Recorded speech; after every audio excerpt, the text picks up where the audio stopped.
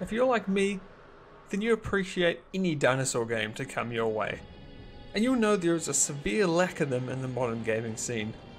While a quick search on Steam will give you a long list of games featuring everyone's favourite prehistoric beasts, most of them are either poorly reviewed early access titles, kids games, or hardly even related to dinosaurs at all.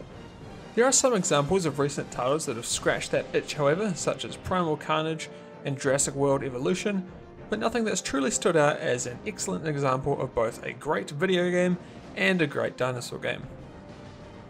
I've been a huge fan of the prehistoric world since I was old enough to go to kindergarten, starting with dinosaur toys, then graduating to The Land Before Time, and finally to Walking with Dinosaurs, which still holds up amazingly well by the way. My love of the primeval world remains with me to this day. And throughout my entire life, I've been searching for games that could give me that same feeling of both amazement and terror that only a 40-foot long T-Rex could give. And besides a few kids titles, the first one I played to fulfill that desire was Dino Crisis, a Resident Evil-like survival horror game released from Capcom in 1999. And boy, did that game freak the hell out of me when I was younger. That opening scene.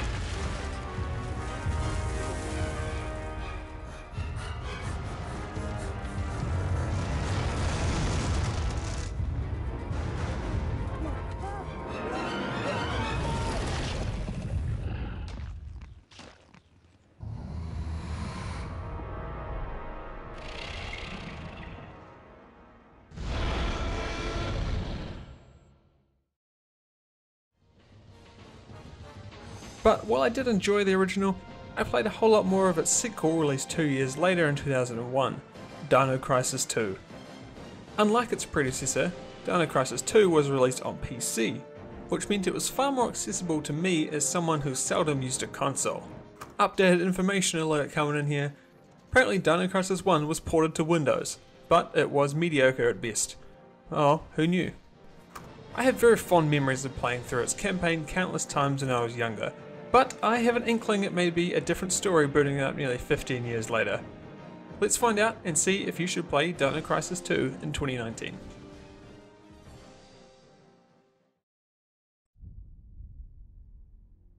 I need to get something out of the way here first. So you all know, I have not played a minute of any Resident Evil game. I've never even booted one up. So while I'm sure there are a lot of comparisons to be made towards that series, you won't be hearing them from me. But what I can compare Dino Crisis 2 to is its predecessor. And while they share a name, the sequel is a vastly different type of game. It's most obvious in the game's presentation. Dino Crisis 1 is a scary game, and it's obviously trying to be one. Jump scares, ominous music, blood and gore, the staples of a title going out of its way to give you a fright. And while it may not be as scary playing it nowadays due to its blocky visuals and cardboard characters, you can appreciate it as a 20-year-old game. Dino Crisis 2 is not scary, and not because it's old. It completely departs its survival horror roots and becomes an action-adventure game, filled with crazy moments, on-rail shooting sequences, and a score system for killing dinosaurs. And while I wish they hadn't gone in this direction today, back when I used to play it, I loved it. In my mind, it was very simple. More dinosaurs? Good. But it should be said that if you're hoping for a frightening experience like its predecessor, this ain't it, chief. Anyways, the game follows two characters, Regina, who returns from Dino Crisis 1, and Dylan, the new kid on the block. As you switch between control of them, you'll be travelling to different parts of the game's world, killing dinosaurs, solving very simplistic puzzles, and piecing together some semblance of a story arc for these characters. And while it is pretty bare bones, Dylan and Regina are charming and fairly likeable. Anyway, the game's supposed to be about action, so I wasn't expecting an Oscar-worthy story here. Throughout the game you can unlock new weapons through an in-game currency system called extinction points. Ugh, Oh, come on Capcom, you're a big company. Surely you had a name better than Extinction Points. Like, it's not that hard to think of a better name. Which you get from slaughtering prehistoric beasts who are apparently infinite in number. And this is one of my biggest annoyances with Dino Crisis 2. So, you know how the game has predetermined camera angles as you move through locations? Yeah, well, the dinosaurs you just killed respawn every time that angle changes.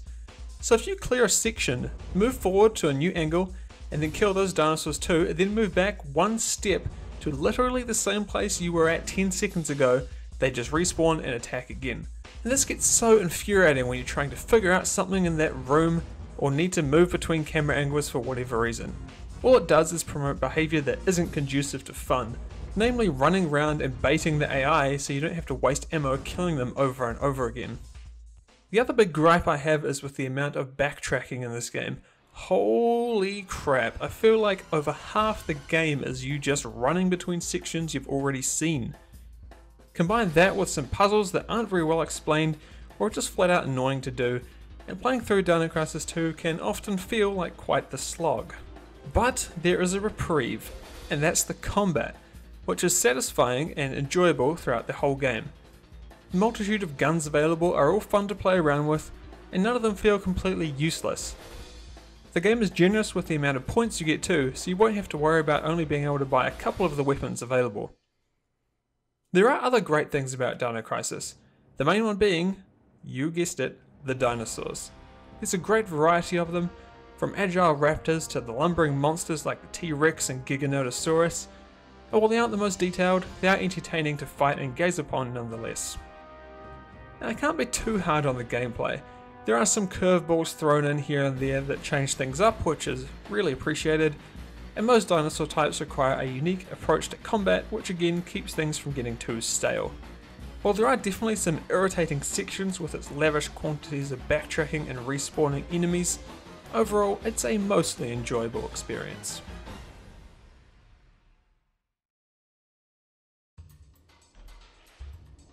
When playing Dino Crisis 2, you can tell it's an old game. And while some older games can age quite well, this is not an example of that happening. While the characters and dinosaurs are blocky and lacking detail, it's expected for a title this old. The main offender here is actually the game's environments. While it wasn't nearly as much of a problem in Dino Crisis 1, where the game mostly took place in metal corridors and concrete structures, the sequel features a wide range of jungle landscapes, and to say they're lacking definition would be an understatement.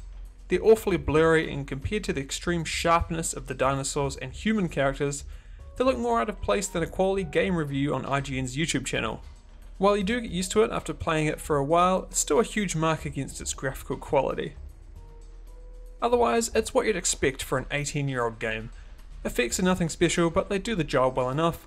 Pre-rendered cutscenes are actually pretty great, and the locations themselves are interesting. Overall, the graphics aren't bad enough to make it unplayable or anything, but they're certainly something to consider if you're a stickler for that kind of thing. As far as the game's audio goes, it's nothing amazing, but definitely doesn't have the number of detractors the graphics do. Voice acting is solid enough, if a bit wooden in some places. The ivy's wrapped around the door, won't open. Let's try the door over there. Oh, come on. Didn't they teach you how to open a door at SOAR training?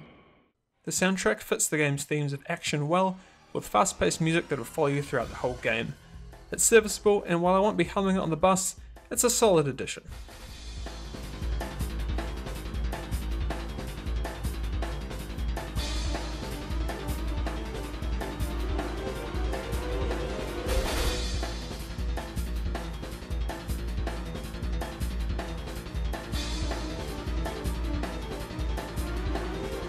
One thing I do love about the game's audio though are the dinosaur sounds and weapon effects.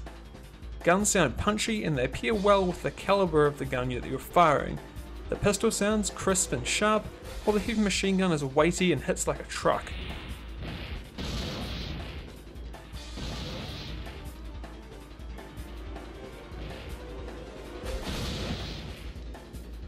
And the dinosaurs. The dinosaurs sound great.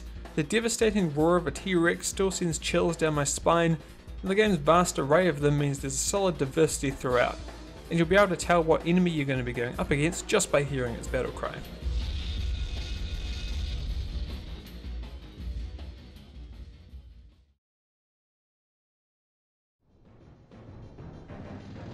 As you've most likely gleaned from getting this far deep into the video, playing Dino Crisis 2 in 2019 is somewhat of a tough sell.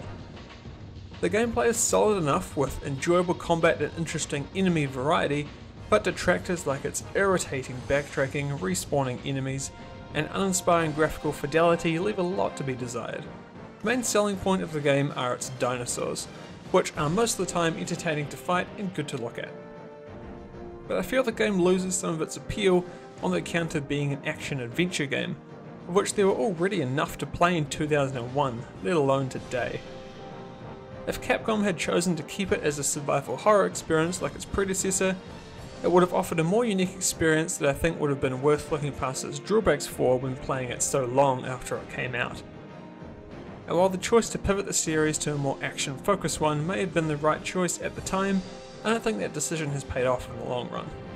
Another issue with playing it today is that, like many games released 18 years ago, there's no digital version, meaning you have to get a disc copy or find other means to acquire it.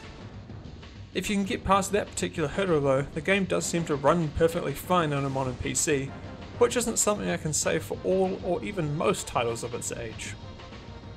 If you're looking to play one of the 2 Dino Crisis games today, I'd honestly recommend the first, unless you're specifically looking for an action-oriented experience or you've just got some serious nostalgia holes to fill.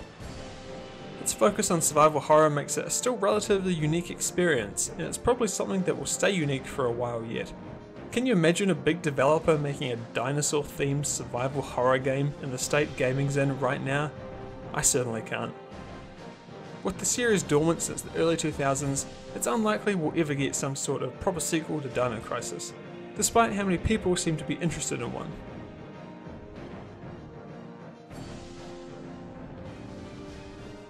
All I can do is dream that either games get a Resident Evil 2 style remake. Boy, that would be the day. Thanks for watching everyone. If you've still got a soft spot for Dino Crisis 2, I'd love to hear whether you think it's worth playing today. Also, if you've got any requests for further games for me to take a look at, leave them down below. I always read all the comments, so I'd love to hear your suggestions. In the description you'll find links to my Twitter where you can follow me for updates, and also my Twitch channel where I'm streaming on a regular weekly schedule. Thanks again, and we'll see you all next time.